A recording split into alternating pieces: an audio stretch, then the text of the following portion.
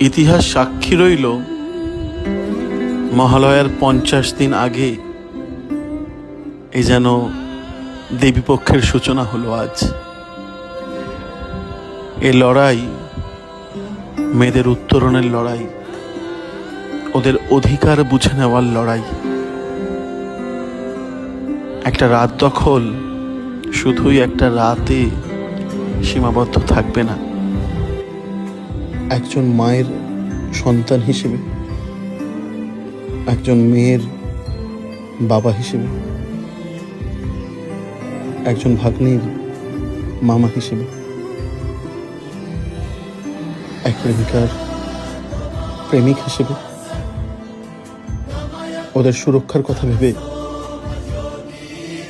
সুরক্ষিত সমাজের জন্য আমিও আছি।